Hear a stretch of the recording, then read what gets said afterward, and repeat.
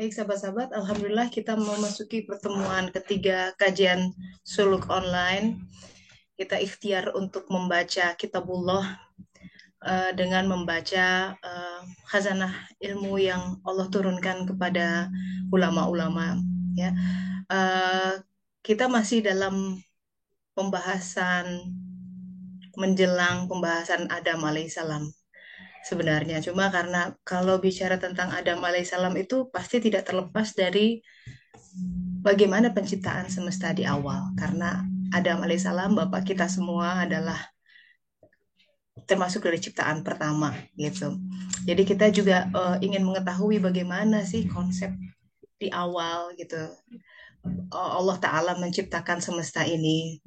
Dengan mengetahui ini semua, kita menjadi lebih punya perspektif, gitu, perspektif tentang kehidupan, punya pandangan yang lebih luas tentang bagaimana kita membaca skema ilahiyah dalam menurunkan takdir-takdirnya yang sudah terjadi, sedang terjadi, ataupun nanti akan terjadi dan akan kita lihat. Selama kita masih punya nafas ya, usia masih ada, maka semoga kita manfaatkan sebaik-baiknya untuk meraih yang terbaik. Amin ya rabbal alamin. Baik, kita mulai dengan basmalah bersama. Bismillahirrahmanirrahim. So, pembahasan kita adalah dari buku ini, Kitab Sejarah Al-Kaun Ibnu Arabi. Bahasa Inggrisnya ada The Tree of Being gitu ya. Jadi ketika Allah Ta'ala menciptakan sesuatu, bagi yang melihat gitu, seperti Rasulullah SAW, juga Ibnu Arabi mengatakan di sini, tidaklah aku lihat semesta begitu. Saya amati seluruh semesta itu pohon. Jadi untuk melihat seluruh semesta pohon itu kan butuh sebuah sesuatu yang ditampakkan oleh Allah Ta'ala. Harus di zoom out bener gitu. Karena yang kita lihat adalah bumi yang besar ini, dan dibandingkan dengan bumi yang luas dengan galaksi yang ada, kita betul-betul dalam satu titik yang hampir tidak tampak. And yet gitu, kehidupan kita, semua yang terjadi, semua hebohnya itu terjadi di bumi yang setitik kecil itu gitu. Nah, badan manusia dibandingkan bumi itu juga bandingannya kecil sekali gitu. Jadi kalau kita melihat secara fisik, itu kita nggak ada apa-apanya, seperti sebutir debu di gurun Sahara mungkin. Tapi rahasianya adalah kenapa ya Allah sampai membuat yang namanya manusia itu sebagai ciptaan tertinggi. Dikatakan bahkan manusia sebenarnya sebagai cahaya buat alam semesta. Coba bayangkan. Kalau tidak ada kehadiran manusia, tidak tercahayai. Tapi manusia yang mana? Itu dia. Tidak semua yang mewujud sebagai manusia berfungsi sebagai manusia. Jadi kadang, nauzubillah min dzalik, sebagian manusia kehilangan kemanusiaannya. Kalau dalam istilah Al-Quran, dia kemudian menjadi kal an'am, bagaikan hewan ternak saja. Itu sudah disinggung oleh Allah Ta'ala di dalam Al-Quran. Oleh karenanya Al-Quran adalah kitab yang membawa orang yang bersifat kal an'am, seperti ternak.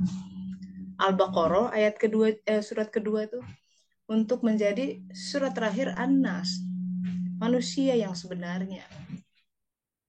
Kadang kita hidup ya, menjalani kehidupan nggak sadar bahwa kita seperti sapi akhirnya. Al-Baqarah. And then denial, oh enggak seperti sapi, jelas tampak tuh tidak seperti sapi. Iya, penampakan tidak seperti itu. Secara fisik berdasi, nyetir mobil, mana ada sapi berdasi nyetir mobil ya kan. Tapi in essential yang dilakukan oleh sapi apa, sahabat-sahabat, memamah biak ya, sapi yang dibiarkan bebas. Makan, memamah biak, tiduran, baring, beranak pinak, pulang ke kandang, buang hajat, makan lagi, and go and so on and so forth. Yang dilakukan adalah mengunyah hal-hal yang kemudian dia pakai untuk kepentingan fisiknya semata. Dan manusia itu walaupun tidak memamah biak, tapi yang dia lakukan adalah tidak lain hanya perpanjang tangan dari kebutuhan fisiknya semata. Perpanjangan itu bisa berupa mungkin tidak secara makanan biasa aja gitu, tapi perpanjangan fisiknya adalah dia butuh bekerja, betul, untuk memenuhi mencari nafkah. Dan itu adalah bahkan wajib ya, ikhtiar harus keluar gitu, harus ada ikhtiarnya seorang muslim itu. Tapi ketika pekerjaannya menjadi menguasai dia, sholat jadi berantakan, ya kan, oh ya, apa namanya, jadi jadwal kehidupannya diatur oleh jadwal pekerjaan, bukan jadwal sholat. Dan seharusnya seorang muslim itu yang pertama diatur sholat dulu. Jadi kalau kemanapun, tar saya ngitung nih, nanti zuhur saya udah sampai di mana, saya nggak mau telat. Nah, itu yang jadi manusia. Dia tidak lupa kepada esensinya bahwa dia adalah sang hamba yang ingin berterima kasih dengan segenap pemberiannya berupa kehidupan, badan yang enak bisa dipakai, nafas nggak perlu pakai ventilator, jantung berdetak tidak perlu pakai defibrilator misalkan. Dari nikmat raga saja kita sudah kelabakan sebenarnya untuk sekedar mensyukurinya karena terlalu banyak. Saya senang tuh cerita ini Israiliyat, berkali-kali saya mengingatkan, ada kalau tidak salah dalam kitab Ihya Ulumuddin ya, kisah seorang rahib yang zaman dulu orang hidupnya ratusan tahun ordenya, kayak zaman Nuh gitu ya, bisa 900 tahun. Rahib ini tinggal sendirian sebatang kara di pulau, kerjanya cuma ibadah, ibadah, ibadah. Buat sebagian orang probably that's a dream life. Aku pengen begitu, ibadah, ibadah, melarikan diri soalnya modusnya karena pusing oleh dunianya. Itu bukan zuhud namanya. Yang disebut zuhud, dia menghindar dari dunia karena takut Allah, ada komponen itunya. Ditawarin ini itu, nggak mau, walaupun bisa, cuma dia tahu ada kecenderungan dirinya yang akan gampang tertarik oleh dunia.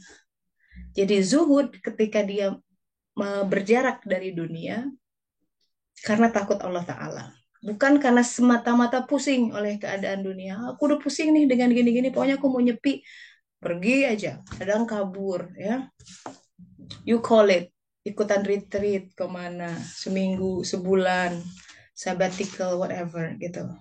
Bukan retreat kalau niatnya hanya sekedar melarikan diri dari ujian kondisi dunia yang memang itu amanahnya sedang berat gitu. Zuhud itu ada komponen takut Allah. Nah, rahib ini sendirian di pulau sampai menjelang meninggal, terus kemudian diceritakan di alam malakut terjadilah sebuah dialog antara rahib itu dan para malaikat di depan Allah Ta'ala. Sang rahib dengan pengetahuan yang terbatas ingin agar dia masuk surga berdasarkan amal-amalnya karena merasa pede banget. Aku selama di pulau itu kayaknya nggak berbuat dosa, ya iyalah nggak ketemu orang yang bikin potensi dosa tuh ada hubungan muamalah biasanya kan, orangnya nyebelin, ya kan? Itu itu apa, ujiannya di situ justru. Makanya Nabi, ada orang yang berjalan di pasar tuh terjadi kecurangan, terjadi kebohongan. Di situ kita bagaimana kita menghadapi dunia? It's part of the game. Nah, si rahib ini merasa aku nggak melakukan apa-apa rasanya. Mungkin bisa nih semua saldo ibadahku diandalkan untuk membeli tiket ke surga. Tapi Allah Ta'ala bilang, ya yakin mau dihitung-hitungan? Ya, oke, kita hitung. Para malaikat datang membawa semua amalannya yang bersinar itu. Mereka mengaguminya. Kalau mau dihitung, baik kata Allah Ta'ala, mari kita timbang amalanmu dengan sebelah bola mata yang kamu pakai selama hidupmu, yang ratusan tahun itu. Kan pinjaman. Ada nggak satu hal dalam diri kita yang bukan pinjaman dari Allah Ta'ala? yang kita bisa klaim bahwa enggak ini aku bawa sejak lahir. Ada nggak ada rasanya ya. Kita nggak punya modal lahir tuh, tahu-tahu udah besar segini. What we have is memory. Kita nggak ingat bahkan kondisi di alam rahim seperti apa. Tahu-tahu udah jadi janin aja. Tahu-tahu dikasih jantung, ususnya bagus, terurai, di dalam terjalin rambut-rambut, telinga, melalui proses yang sangat rumit. Terbentuk kanal-kanal. Kalau lihat struktur telinga tuh, waduh, rumit sekali, Masya Allah. It's given. Kemudian dikatakan, mari kita hitung semua peribadatanmu selama ratusan tahun itu dengan nikmat sebelah bola mata yang kuberikan. Dan puff, suddenly semua saldo itu habis untuk membayar hanya sebelah bola mata. Gemetarlah si rahib itu. Menyadari kebodohannya, kesompralannya, minta-minta pakai pengen dihitung-hitung segala. Menyadari anugerah Allah Ta'ala yang tak ternilai. Itu dengan kualitas ibadah ratusan tahun. Nah kita sahabat-sahabat, ntar lagi juga siap-siap nih ke alam barzah. Sholat kurang khusyuk. Saum kadang terampok oleh keinginan ada motif-motif lain selain ibadah sama Allah Ta'ala. Puasa sekalian pengen sehat.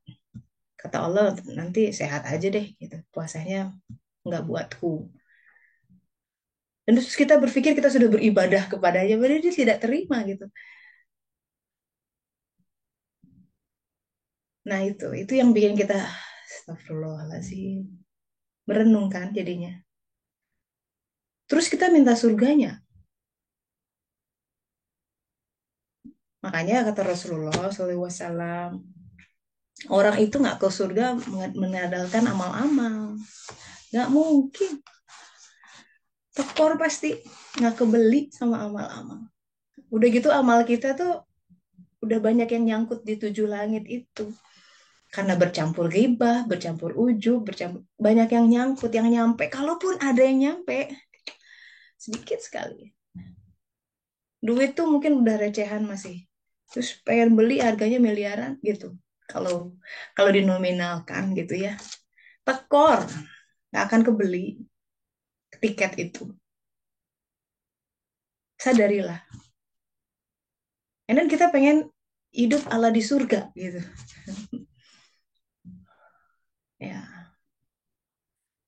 ya itu sebagai renungan buat kita. Terus kita mengeluh kalau ada ujian sedikit, ya didera oleh sakit sedikit, sakit hati dikit, kesepian sedikit, ya kan?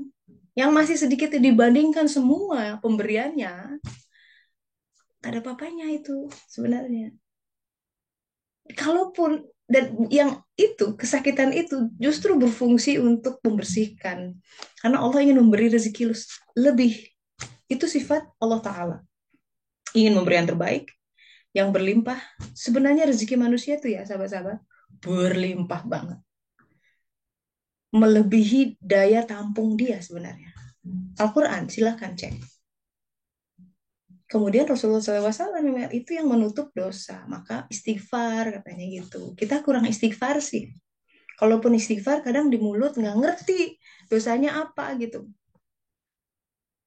belum ngerti bahwa ada hijab-hijab yang menutupi itu sehingga si rezeki nggak turun. Oleh karenanya bagian disuluk adalah sebuah kenikmatan, sebuah kebaikan yang besar ketika Allah Ta'ala menampakkan keburukan diri sendiri. Itu langkah pertama man arafa nafsahu. Langkah pertama mengenal jiwa kita dengan mengenal shadows-nya dulu, bayangan-bayangannya yang sudah tercipta dengan sejak lahir sampai kita besar. Inevitably, setiap orang. Hadisnya jelas. Rasulullah SAW mengatakan setiap anak terlahir fitrah. Orang tuanya menjadikan dia begitu-begitu ya kan.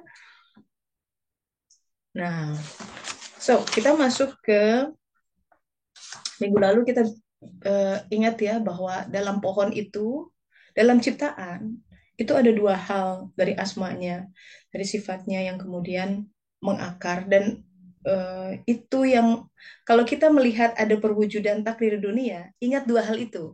Itu bikin hati nyes gitu loh. Yang pertama adalah irodah, yang kedua adalah kudroh. Irodah adalah kehendak Allah Ta'ala. Kehendaknya itu sangat suci dan sangat tinggi dan penuh ilmu. Kehendak kita sangat bodoh, sangat shallow, dan penuh hawa nafsu biasanya begitu. Makanya kalau manusia diberi kehendak yang tinggi, wah itu berupa pemberian deh. Kehendak itu namanya himmah, kehendak kepada sesuatu yang tinggi, kepada keilahian yang dicari Allah Ta'ala.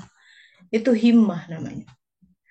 Dalam suluk, ya, dalam kita mengerjakan dalam jalan taubat, kadang-kadang seseorang diberi hadiah-hadiah oleh Allah Ta'ala tuh. Sholat dibikin khusyuk, kadang bisa menangis, kadang enggak. Nah, ketika itu terjadi, kita tahu we are just being given, dikasih sholat khusyuk.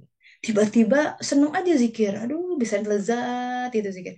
Tiba-tiba jadi rajin duha, tiba-tiba rajin sholat rawatib. Tiba-tiba karena kita lihat sebelumnya nggak begitu. Apa yang mengubah itu? Oke, kita bisa bilang, oh ya setelah ikut pengajian ini, oh ya setelah setelah baca buku ini itu. Tapi kausa primanya Allah Ta'ala. Syariatnya memang lewat itu semua, tapi Allah Ta'ala di balik itu. Kadang ada juga yang nampak dia diberi mimpi-mimpi yang benar. Dia mimpi sesuatu, benar kejadian. Kadang dia pokoknya ada sebuah pemberian ilahiyah yang sebelumnya dia nggak begitu. Kok bisa ya gitu? Bisa bisa menyembuhkan kadang-kadang atau apa. Nah, kadang-kadang orang itu terjebak dengan pemberian. Begitu bisa lihat ini itu, bisa paham ini itu, tiba-tiba muncul kesombongannya dan berkata gue gitu loh gitu. Allahnya lupa, terdamparlah dia di tengah jalan karena sesungguhnya semua pemberian Allah Ta'ala itu adalah sebuah panggilan untuk memunculkan himmah. Dia dibikin jadi rajin sholat, rajin tahajud, jangan untuk melihat aku ya hebat rajin tahajud, wah nanti kesaktian apa yang bisa aku peroleh. Wah, dia malah mintanya pengen bisa ini itu, karomah ini itu yang dikejar pemberiannya terus. Padahal yang Allah inginkan ketika seorang hamba diberi, bu ya lihat yang beri siapa gitu loh. Dia ingin dia saling memandang. Karena dia terus memandang kita, tapi kitanya yang nggak memandang dia. He's longing for saat saling memandang. Oleh karenanya gambaran Rasulullah Muhammad SAW tentang orang yang bertobat, bagaimana bahagianya Allah menghadapi itu, melihat fenomena itu kan indah tuh ceritanya. Seperti pengelana yang kehilangan untanya yang beserta seluruh perbekalannya di tengah gurun pasir. When that happened to us, kita kehilangan seluruh perbekalan di tengah gurun pasir, itu ancamannya mati. Kalau sahabat-sahabat Mbak Ade ke Eropa, kehilangan koper, seluruh tas beserta paspor, nangis nggak? Tapi kan nggak di tengah padang pasir. Setidaknya bisa telepon ke konsulat atau ke kedutaan besar. Ini lebih parah dari sekedar hilang koper dan semua tas beserta isinya. Tapi bayangkan, gelisahnya, bayangkan khawatirnya orang itu. Dia cari kemana-mana nggak ketemu. Dan ini padang pasir ya. Dia melihat di ujung mata nggak. Jadi ketika dia kelelahan, lagi duduk gini, si unta kelunting-kelunting. Hai, waduh bahagianya kan. Nah Allah lebih bahagia dari itu. Jadi sesuatu yang pernah dear, pernah dia pegang, pernah dekat, tiba-tiba hilang. Itu kita banget tuh. Kita pernah bersaksi alastu birabbikum, kata Allah Ta'ala. Terus kita bilang, bala, syahidna. Oh kita sudah dekat. Tiba-tiba kita lupa di dunia ini. Ngejar ini, ngejar itu, memusyrikkan dia. Nauzubillah min dzalik. Lupa bahkan tentang siapa saya. Kamu tuh ada tugas loh ke sini. Do you remember that? Tugas apa ya? Nah kan lupa. Kan alastu birabbikum dulu yang aku pernah. Nah udah. Makanya kita wajib bersuluk, wajib jalan tobat itu untuk mengenal kembali. Ya, so kita masuk ke em, halaman berikutnya. Nah, jadi ada kudroh, ada irodah. Irodah kehendak Allah, suci, mensucikan, pasti baik. Seiring dengan iroda, ada kehendak, ada kudrohnya, kuasanya, yang kemudian mengejawantahkan kehendak-kehendak itu. Di situ aja sebenarnya kita udah nyes gitu, oh tenang. Di balik takdir kita hari ini kondisi masing-masing sahabat ya, punya kondisi masing-masing. Tapi mari kita zoom in, ya kita belajar refleksi nih. Mari kita zoom in episode-episode per hari ini yang kita tuh nggak suka ngadepinnya, keberatan menjalaninya, pontang-panting mengalaminya. Ya, makan hati kadang gitu kan. Nah, itu episode itu di zoom in. Ya, bisa? Can you think of something yang bikin hati gitu? Ada pasti. Ya kan? Oke. Capture that. And then kita punya gini. Dengan pengetahuan tadi, itu terjadi berdasarkan iradah dan kudrah Allah Ta'ala. Ada kehendak Allah ini biiznillah terjadi. Walaupun aku nggak suka mengalaminya. Ada izin Allah, ada kudrahnya. Kalau dia sudah mengizinkan, and it's happened anyway, sudah terjawantahkan ke alam mulkiah ini, izinnya itu sakral. Dia adalah zat yang nggak iseng dalam mencipta. Dan dia zat yang tidak menzalimi hamba-hambanya. Tapi kenyataannya kita merasa sakit, ya Allah, gitu. Merasa terzalimi, gitu kan. Melalui si aktor-aktor itulah, atau aktris, atau fenomena apapun itu. Kan pertanyaan berikutnya harusnya kita kemudian kembalikan kepada Allah Ta'ala. Kita ingin paham hikmahnya apa. Kemudian ilmu kita yang lain harus memperkuat itu bahwa oh mungkin karena alam ini tiga dimensi cermin yang bagi hati kita barangkali itu adalah untuk mencongkel sebuah sebuah hijab tertentu yang nggak bisa pakai sikat gitu ngambilnya tuh mesti dicongkel jadi menyakitkan. Tapi bukan yang sakit, bukan si jiwa. Justru jiwa seneng banget ambil nih, aduh ya ampun, ini sakit penyakit-penyakit di tubuhku karena bukan bagian dari dia, itu dari saudara yang bercampur dengan bangga diri, harga dirinya tinggi gitu ya, kesombongan yang masih belum harus harus dari unta terus masuk lubang jarum gitulah kira-kira kalau istilah Al-Qur'an. Harus kecil. Itu kan kaumnya Nabi Soleh. Jadi unta itu sebesar itu ego kita mesti dikecilkan. Tapi kan manusia double ya. Susah banget mengecilkan untanya. Dibuatlah dengan rahmat Allah Ta'ala. Takdir-takdir yang bikin dia menyadari bahwa dirinya tidak ada. I'm nothing. Sementara dia grow up, bertumbuh dengan sebuah dogma, dengan sebuah you are something, you're the best. Wow, wow. Untuk fase tertentu oke lah untuk boost self confidence ya self confident tapi the later phase itu hawa nafsunya menggurita sekali gitu ya itu kudroh iroda ada izinnya di situ. Nah kalau sudah mulai punya kebiasaan tidak begitu responsif menghadapi kehidupan tiba-tiba ada ada seliweran berita memfitnah gitu ya nggak usah panik.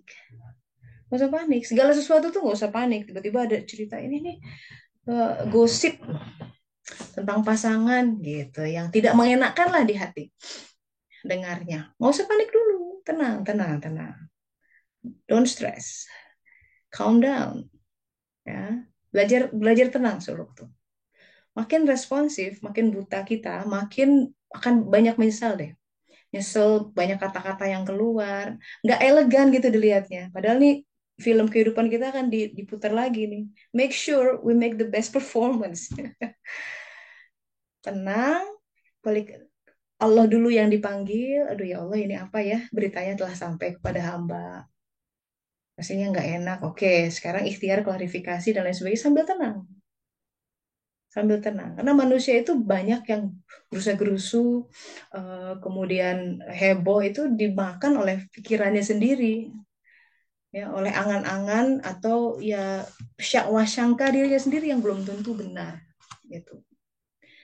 Ini ngomongin irodah kudroh itu bisa panjang memang, sahabat-sahabat. Ini baru satu cabang.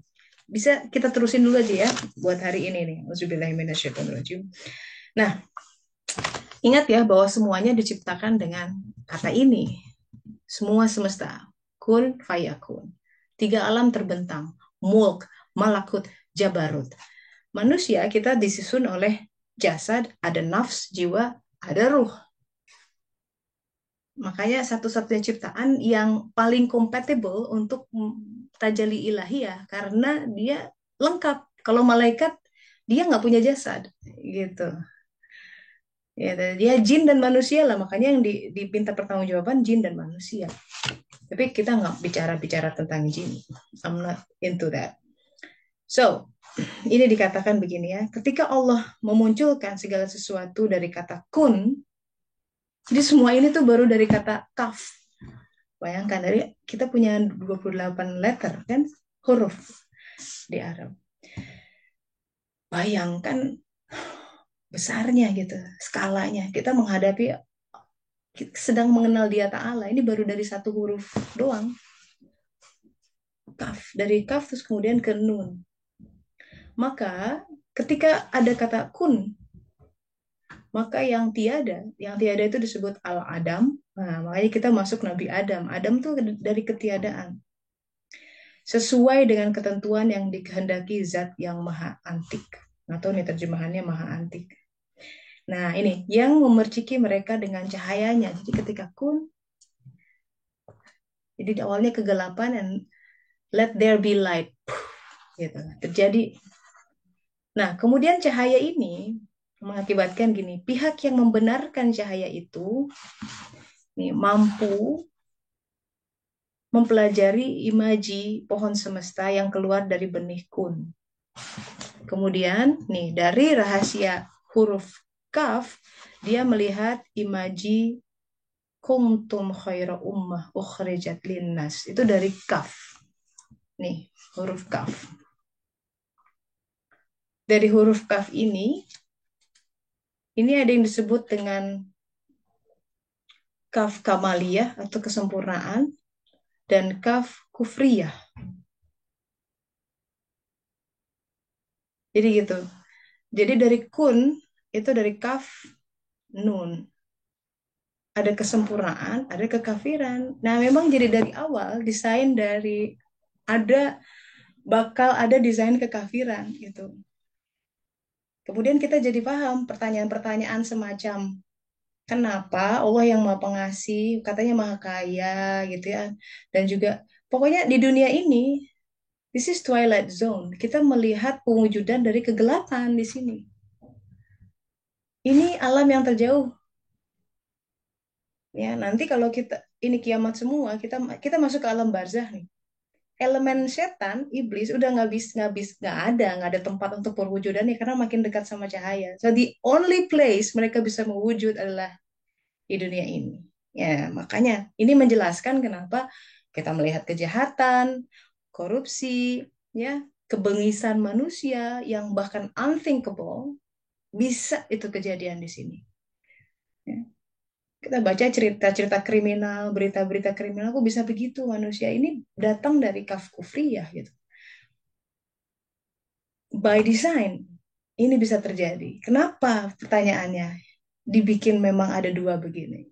Ya, bagaimanapun ini adalah bagian tergelap dari alam semesta.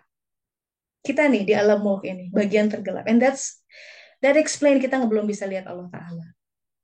Kita yang paling jauh banget. And then this is our job. Manusia itu punya potensi menjadi cahayanya.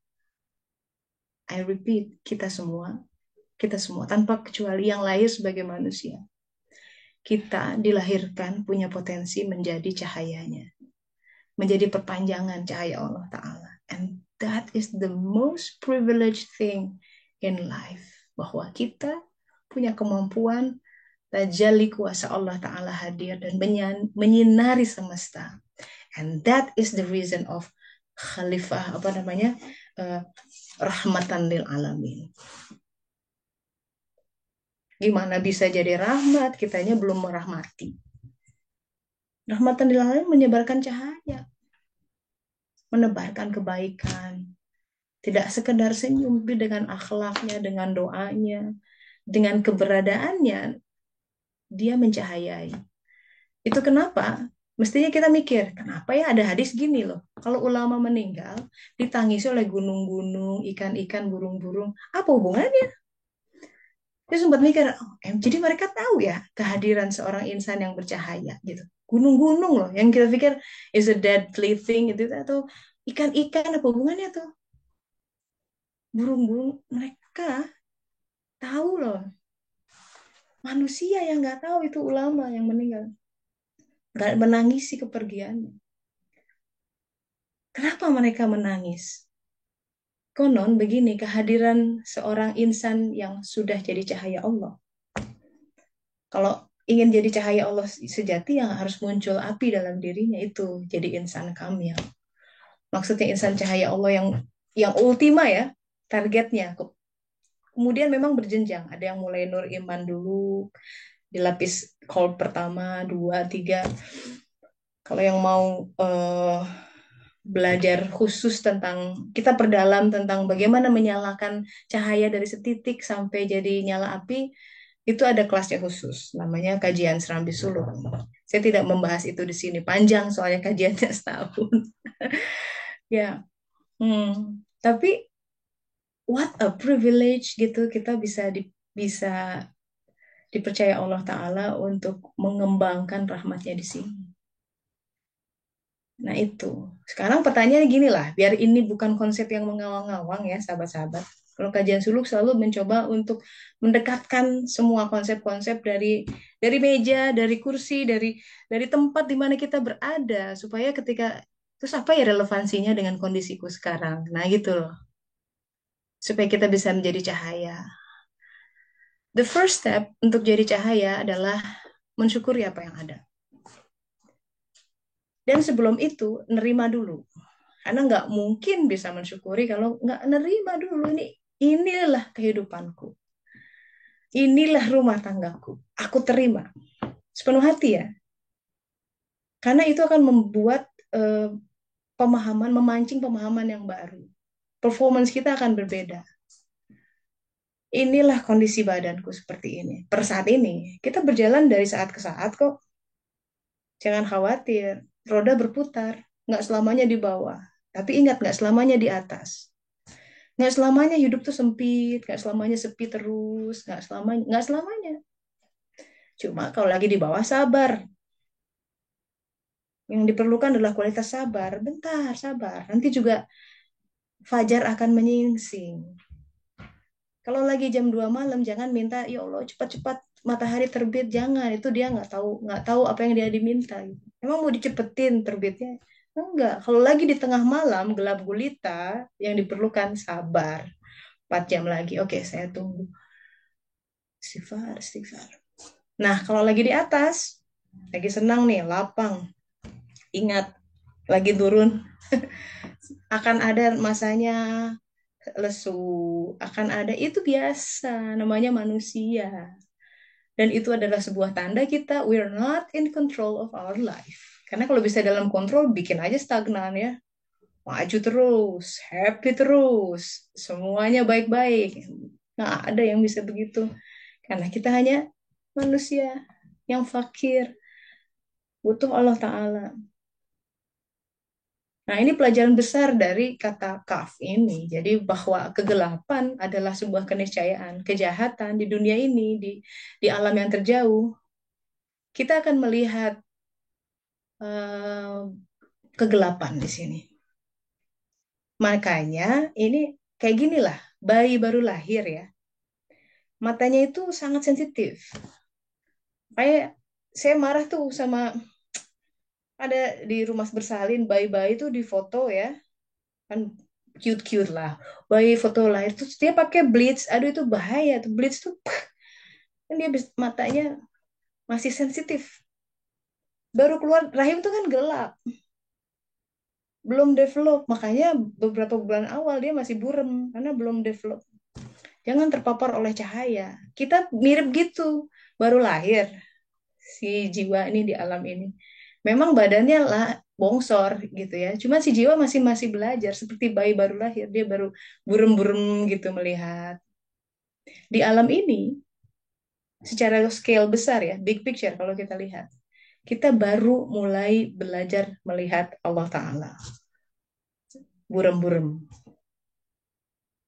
Tapi mulai, oh ya, dia ada. Mulai belajar mendengar, mulai belajar pengaturannya seperti apa gitu. Nah, kalau udah lama, makin kita sering mengaitkan sesuatu, ini ada Allahnya, mulai melihat bahwa ya segala sesuatu yang datang itu bukan karena dia hebat, bukan karena semata-mata orang itu baik gitu ya, tapi siapa yang bikin hati dia tergerak untuk menolongku. Nah itu, jadi dia akan melihat Allah di balik segala sesuatu. Dia mulai kemudian berkenalan dan oh iya Robku, Robku gitu, pemeliharaku Allah Ta'ala. Kalau itu dicecap oleh si jiwa, begitu meninggal, dia di alam barzah, raga kan udah habis, selesai perkara.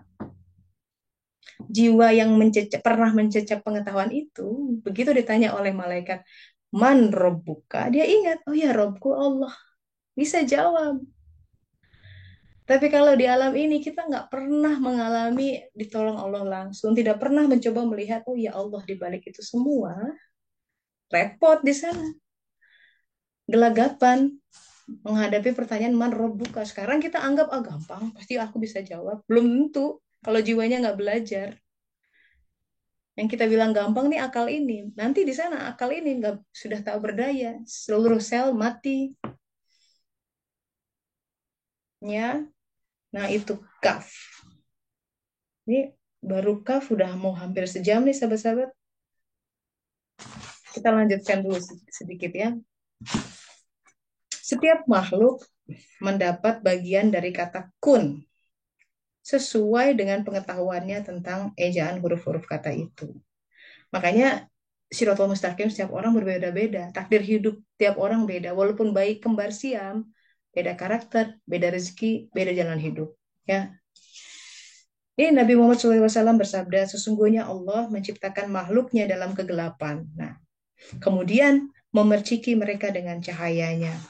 Barang siapa membenarkan cahaya itu, niscaya akan mendapatkan petunjuk. Barang siapa menyalahinya, niscaya akan tersesat dan terperdaya. Hadis riwayat At-Tirmizi. Jadi cahaya itu yang kita cari. Ihdinas syiratal mustaqim. Petunjuk yang kita minta setiap sholat. Tentang kita sebenarnya. Siapa saya sih? Ya Allah. Itu kalau kita baca ihdinas syiratal mustaqim. Karena kita harus jadi cahaya. Ketika kita sholat itu minta banget itu pengetahuan tentang diri kita itu membawa kita. Karena peribadatan itu dikatakan kapasitas menampung cahaya tiap orang berbeda-beda karena siratal mustaqim tiap orang berbeda-beda and hence jalan hidup takdir seseorang beda-beda. And knowing that, menyadari hal itu, nggak ada gunanya membanding-bandingkan hidup kita sama yang lain. Jelas beda. Jadi kalau makin kita belajar agama, makin nggak ada tuh kompetisi tuh yang namanya kompetisi-kompetisian. Kalau mau balap lari ya monggo gitu ya, itu kan ragawi. Tapi hidup, wah dia sudah begitu kondisi apa namanya kekayaannya atau apa. Kalau membanding-bandingkan gitu silahkan hidup dalam nerakanya. It's a never ending game. Kita akan ketakutan terus, takut disalib ya kan, takut dianggap gagal gitu ya. Apalagi kalau reunian tuh, aduh godaannya besar. Lihat yang lain datang pakai mobil keren, aku cuma begini, minder. Nah, dia nggak lihat itu dari Allah Ta'ala. Kita banyak terseret oleh hal-hal seperti itu yang gak jelas gitu karena kurang akidahnya, kurang pengetahuan, kurang kokoh dalam melihat kehidupan dan biar aja dia begitu, alhamdulillah silahkan, itu rezeki dia, ini rezekiku. Nah, gitu dong, pede. De, apa namanya, karena mengagungkan apa yang Allah berikan ke tangan kita. Nah, terakhir dari karena kun ya, ini kemudian yang menarik, em, sebentar, saya contohnya. Kemudian rahasia huruf nun. Nah, ini yang menarik. Dari kun itu kan, dari kaf itu ada dua, kaf kamaliyah, ada kesempurnaan. Lawannya adalah kufriyah, kekufuran, ketertutupan. Kalau seseorang tertutup potensinya, pasti nggak perform dengan baik. Jadi lawannya adalah kufriyah. Dari nun itu yang muncul adalah nun. Kalau kebodohan itu indefinite, tidak terbatas. Ini natur kita nih, kita mesti paham. Nun nakirah itu sebuah kebodohan yang tak terbatas. Kalaupun dia punya pengetahuan, pengetahuannya pun terbatas, definitif.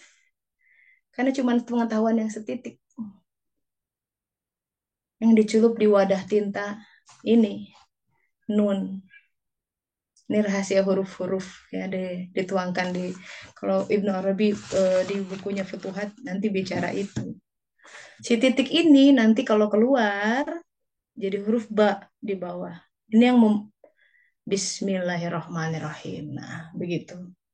Nah, sebelum lanjut, kita explore aja dulu ya, karena ini saya mengajak lebih ke perenungan sih yang penting. Ilmu-ilmu tinggi, tapi kalau tidak ada aplikasinya, tidak jadi tambah kokoh dalam memegang amanah yang ada hari ini, tidak tambah sabar, tidak tambah pengasih, tidak tambah ceria menghadapi ketentuan Allah Ta'ala, rasanya nggak ada gunanya. Jadinya eh, ilmu itu tidak menjadi berkah bagi kehidupan kita. Itu, nauzubillah ya. Mari kita explore deh apa yang merupakan, ada nggak sahabat-sahabat ketika paparan ini, oh ya, ada sebuah light bulb moments or whatsoever. Silakan. Waalaikumsalam warahmatullahi. Silakan Mbak Ari. Iya, Mbak Dinar silakan. Ada yang mau sharing? Silakan. Kita punya sekitar 14 menit. Langsung di unmute saja. Ya, silakan, ada Mbak Adisti, Bu Ari, Mbak Dia, Mbak Dona, Bu Eka, Mbak Syifa, Bu Eli, Mbak Evi. It's your turn. Silakan. Pak Agung biasanya hadir nih tuh kan, Pak Agung, alhamdulillah. Nah, ini yang paling ganteng ini Pak Agung. Hmm. Silakan di unmute sahabat-sahabat. So I'm not talking by myself, please.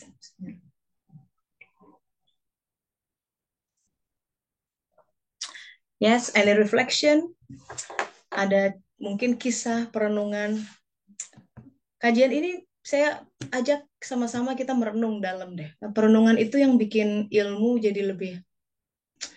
Kan kita butuh ruang merenung bener-beneran. Tafakur sesaat lebih baik dari sholat 100 rakaat. Bukan berarti kita nggak sholat. Saya juga banyak berusaha gitu untuk, karena ya memancing lah. Tapi betul-betul kita perlu tafakur melihat ke dalam diri. Ini posisi kita di mana sih sebenarnya? Apa? Pertanyaan yang mesti kita kalibrasi ya. Jawabannya adalah apa sih yang kamu cari? Apa yang dicari dengan ngambil proyek itu? Apa yang dicari dengan beli baju itu tadi? Apa yang dicari? Apa yang dicari? Pastikan Allah ada di situ. Setidaknya walaupun agak bercampur mungkin di awal. Mbak Vi, silahkan. Assalamualaikum Teh Tessa. Waalaikumsalam warahmatullahi wabarakatuh. Apa kabar, Mbak? Alhamdulillah baik. Saya boleh buka Kenapa? kamera. Oke, no problem.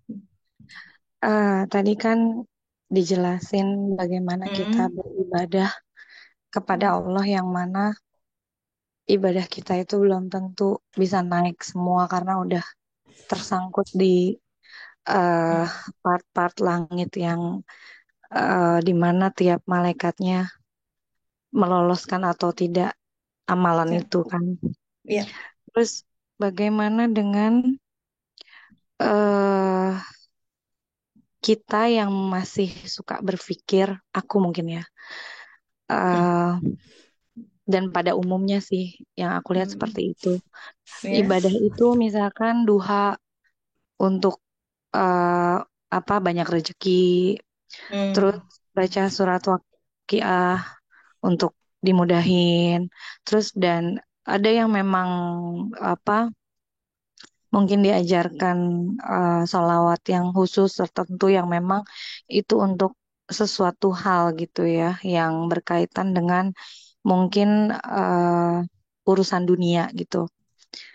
Bagaimana dengan orang-orang tersebut ya, termasuk aku gitu yang masih suka berpikiran seperti itu gitu.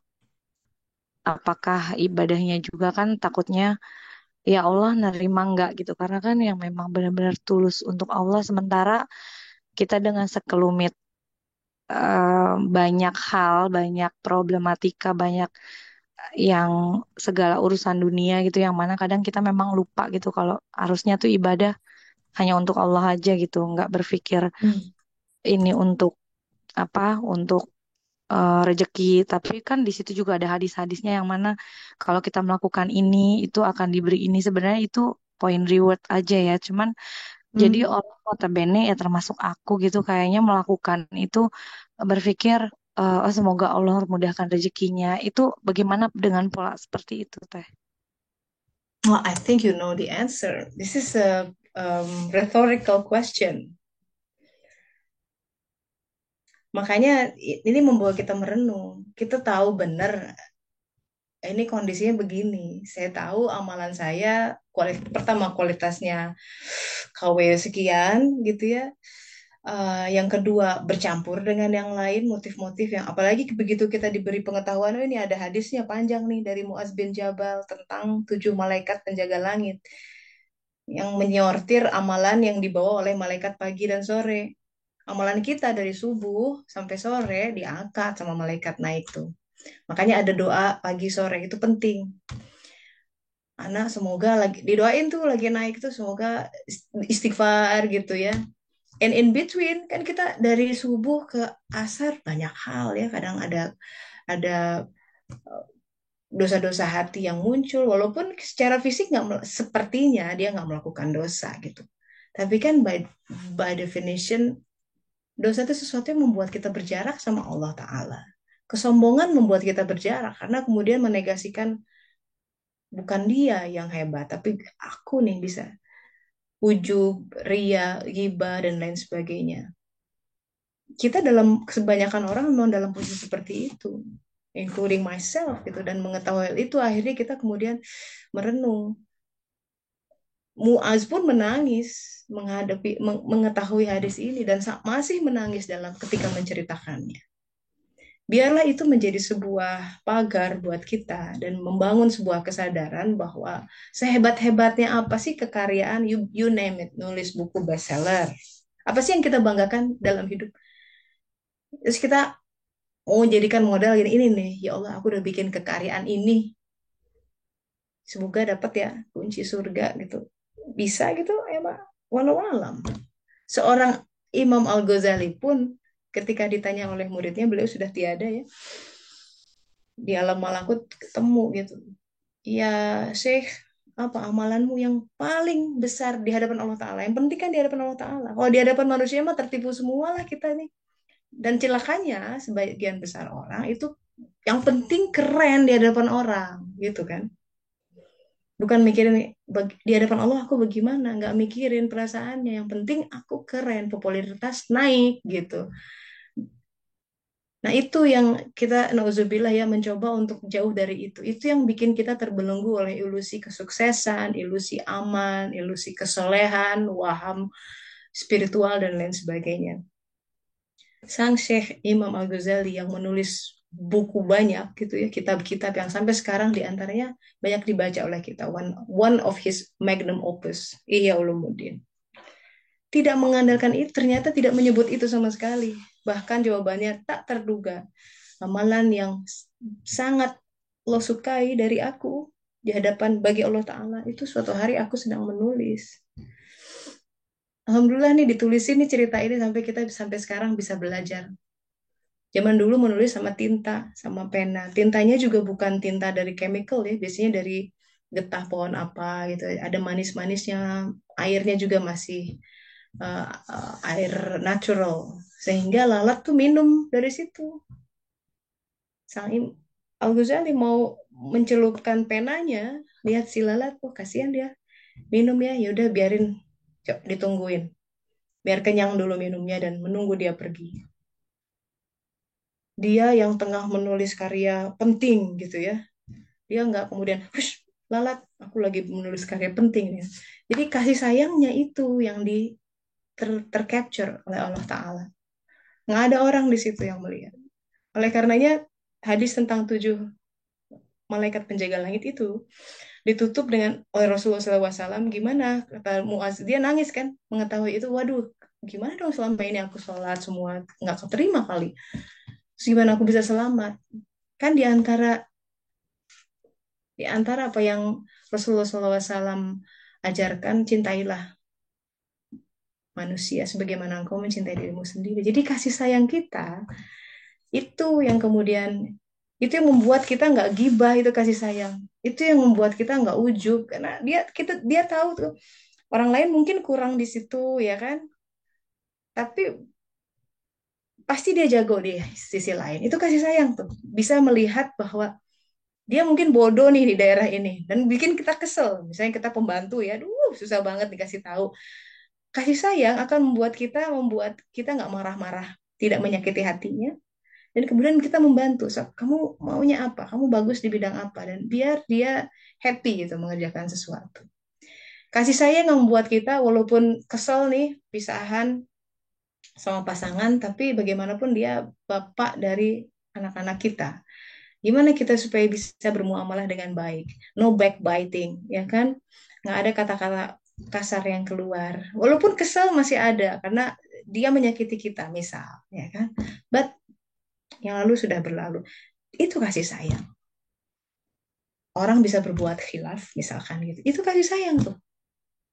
We forgive people. Wow, itu kasih sayang luar biasa.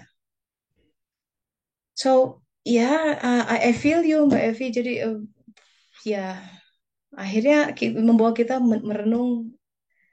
Jadi, semua ibadah yang kita andalkan itu jangan mengandalkan amal-amal itu supaya kita tidak tidak tenggelam atau terseret ke arus berlomba-lomba banyak-banyakan amal gitu. Justru ibadah itu membawa kita kepada sebuah kerendah hatian, kefakiran, karena semakin kita butuh sama Allah Ta'ala. Nah, semakin daya butuh itu makin tinggi, semakin dia hadir.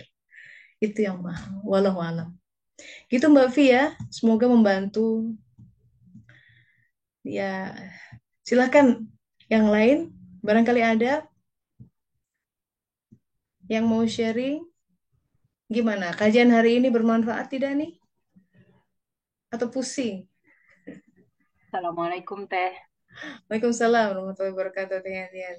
Mangga Teh. Eh, Ragu sebenarnya mau sharing karena biasanya Mm-mm. setiap saya sharing tuh ada aja gitu apa ya? Mungkin tahu Teteh tahu lah kayaknya ada sesuatu intimasi yang terlepas dari Allah gitu. Kayak kayak yang seharusnya kamu tuh nggak sharing ini gitu. Ada ketakutan di situ gitu. Tapi Bismillah ya Teh ya. Ini Mhm. masih mengenai tentang yang membuka ruang fakir yang Teteh Yes. nasihatkan ke saya beberapa waktu lalu gitu ya. Dan apa namanya, jadi cerita awalnya itu sebenarnya tuh saya tuh kumpul sama teman-teman, nah lagi asik ngobrol nih, tiba-tiba ada yang nyeletuk satu orang, tunggu tunggu tunggu, kamu ngomongin ini dia kira-kira tersinggung nggak gitu, kaitannya dengan gibah gitu, saya takut Mhm. ngedengerinnya katanya gitu. Saat itu saya cuman astagfirullah, ini maksudnya apa ya? Apa ada, bukan saya yang ngomong, saya hanya sebagai third wheel saat itu gitu. Cuman saya ngerasa ada teguran dari Allah di situ. Jangan-jangan apa namanya, banyak orang-orang yang secara sengaja atau nggak sengaja tergibahi oleh saya dan belum sempat diistighfari dan meminta maaf gitu. Nah, Hmm. setelah itu udah lewat. Nah, besoknya itu masuk kita kajian ke yang tentang hijab kolb itu teh, Hmm. yang dibahas lagi yang 7 langit Iya. itu kan. Ah. Nah, gibah dihubungkan dengan yang amal soleh dinaikkan gitu kan. Nah, Ya. saat itu saya astagfirullah, gimana mau menumbuhkan pohon diri kalau amalnya aja di langit pertama nggak masuk gitu. Masih Hmm. istighfar di situ. Terus tiba-tiba dikejadiankan teh sama Allah saat itu juga gitu. Hmm. Tiba-tiba saya nanya kabar ke seseorang gitu, gimana, mudah-mudahan sehat ya gitu. Tapi tiba-tiba celetukannya, iya begini, pokoknya yang intinya bahwa saya tuh menjadi pembicaraan gitu, di antara sekelompok orang gitu. Terus, aduh sakitnya, masya Allah, sakit sekali, Hmm. Hmm. sakit sekali. Saya langsung ambil wudhu. Saat itu kebetulan masuk waktu zuhur, eh, nangis senangis nangisnya gitu karena nggak nyangka sesakit itu gitu. Terus saya Hmm. mohon ampun sama Allah, ya Allah kalau ada orang-orang yang pernah saya sakiti seperti ini tuh bukakan hatinya untuk maafin saya gitu. Bener-bener Hmm. takut waktu itu. Iya. Nah, nah setelah itu kan udah beres tuh seminggu tuh teh, seminggu rasanya Hmm. masih nggak nyaman tuh seminggu. Nah terus kan saya japri teteh tentang suatu hal gitu kan. Nah Hmm. terus teteh bilang jadikan itu ruang fakir gitu. Nah sejak itu tuh saya nyoba nih teh, dicoba. Oh iya, setiap harinya tuh ditelusurin apa ketakutan mendalam per hari ini, per saat ini gitu. Hmm. Kemudian saya munajatkan ke Allah, ya Allah ini, Masya Allah itu langsung connect gitu istilahnya ya, sinyalnya tuh langsung Iya. connect. Eh, Ngebuka ruang fakir itu ternyata penting banget gitu. Nah, di Hmm. satu ketika tuh saya tuh pernah minta begini teh. Jadi kan biasa seperti biasa bangun tidur apa namanya memohonkan untuk diaturkan segala urusan gitu dan nggak menyerahkan kepada diri sendiri walau hanya sekejap Ya. mata. Nah, saat itu tuh ada seseorang yang bilang, saya coba doa itu timingnya diperpendek gitu, yang asalnya 1 kali untuk seharian jadinya per masuk waktu sholat gitu. Ya. Jadi continuous istilahnya gitu kan. Hmm. Coba Hmm. tuh. Aduh itu kejadiannya aneh banget deh, saya ngerasa aneh banget teh. Jadi kayak ngerasa ngelayang aja, terus ngelihat ada yang tergeletak di lantai, suaranya tuh keras banget, ambil gitu. Nggak ada basa-basi, ambil gitu, langsung diambil gitu kan. Terus anak-anak tiba, apa namanya, ada satu siapa ya waktu itu, kalau nggak salah Sarah. Tiba-tiba dia Hmm. teriak gitu. Biasanya kan saya langsung responsif tuh, jangan Hmm. beris gitu. Cuman di telinga saya tuh kadangnya peluk sekarang. Ya udah dipeluk gitu kan, anaknya langsung tenang gitu. Terus aja gitu. Cuman itu tuh langsung hilang ketika ada kalah sama sama hawa nafsu, sama syahwat gitu ya. Ada Hmm. kemarahan apa gitu, langsung hilang, langsung kayak yang apa namanya dari melayang tuh langsung dibantingin ke bawah gitu ya. Hmm. Seperti itu. Nah, terus ada juga satu ketika itu apa namanya di apa namanya dari membuka ruang fakir itu ya teh ya, terus Iya. bermunajat kepada Allah. Ada lagi di satu masa tuh eh, dikasih rasa kebersyukuran sama Allah gitu. Sebenarnya simpel gitu. Saya tuh ngajarin ke anak-anak tuh cuman kayak baca Bismillah ya nak gitu. Udah Hmm. gitu. Tapi nggak pernah maksa mereka, jangan lupa baca Bismillah ya enggak. Atau enggak, kalau mereka minta sesuatu, iya insya Allah ya nak. Nah terus yang paling besar tuh kan masuk SMP ya. Dia tuh Hmm. masih nervous gitu kan. Hmm. Terus pagi-pagi dia tuh pamit, Mamang aku pamit berangkat sekolah gitu. Terus aku peluk, aku bilang, nah insya Allah apa namanya Allah Allah jaga ya, jangan jangan khawatir gitu. Terus Hmm. dari mulutnya tuh terlontar, iya Mamong insya Allah. Itu tuh, aduh ya Allah, Indah ya. ya ya Music to Allah, your ear. insya Insya Allah. Allah. Aduh Betul. terharu banget gitu ya. Hmm. Terus keberharuan itu tuh saya bawa ke sholat gitu ke Allah gitu. Ya Allah, makasih, Alhamdulillah. makasih Hmm. gitu kan. Hmm. Engkau yang menggerakkan dia untuk apa melontarkan hal itu gitu Yes. kan. Itu Hmm. ya Allah, Ya. untuk kita yang tinggal di apa namanya di luar negeri gitu ya, jauh dari Ya. syariat Islam, itu tuh sesuatu It's banget. something. I Ya, know. Yes, it is. It dan is. akhirnya pada saat itu tuh entah kenapa gitu ya teh yang muncul tuh hanya kebersyukuran gitu. Tiba-tiba teringat yang hadis tentang apa namanya yang Aisyah radhiyallahu an bertanya kepada Rasulullah Shallallahu alaihi wasallam, "Ya Sallallahu alaihi Rasulullah, wasallam. engkau tuh sudah dijamin surga, kenapa masih Yes. sholat sampai kaki bengkak gitu?" Terus Hmm. jawaban Rasulullah Shallallahu alaihi wasallam saat itu, Sallallahu apakah alaihi aku tidak wasallam. bisa apa namanya tidak bisa eh, rasa Syukur. kebersyukuranku Iya. gitu. Nah itu saat itu tuh dikasih icip-icip sama Allah, oh begini ya rasanya ternyata ya itu. Tapi ya itu baru icip-icip teh. Mudah-mudahan, Alhamdulillah. Ya, ya, ya, ya. mudah-mudahan suatu hari nanti semua rasa itu betul-betul Allah sematkan dalam diri gitu. Ya jadi saya Ya, cuma mau terima amin. kasih sama Teteh Amin. membuka ruang fakir itu betul-betul sangat Yes. penting. Alhamdulillah saya bersaksi Alhamdulillah. Hmm. bersaksi itu membawa kenikmatan, kedekatan Hmm. kepada Allah. Ya, itu aja Alhamdulillah. teh waktu Alhamdulillah. Tur nuhun teh testimoninya. Alhamdulillah. Tuh sahabat-sahabat ya testimoni. Tapi kalau dilihat untayannya, timelinenya, Yanian bisa merasakan kenikmatan itu, meraup buah-buahannya setelah menghadapi sakit hati. Sakit hatinya diomongin sama, aduh, hancur. Apalagi sama sahabat, dia percaya, terus misalnya ya, sakit kan? Sakit. Nangis mungkin. Sakitnya bisa berhari-hari. Tapi gini ya, sahabat-sahabat. Ini yang orang banyak menghindar, tapi dia menghindari suatu kenikmatan yang besar. Bagian dari bersuluk adalah kita harus berani menghadapi sakitnya. Ya, ya sakit itu akan berupa, our heart will be broken many, many times. Pecah lagi, sakit hati. But that's the way. Bolehlah saya tutup dengan sebuah firman Allah Ta'ala kepada Musa. Ini Musa ini nabi yang namanya paling banyak disebut dalam Al-Quran, Musa alaihissalam.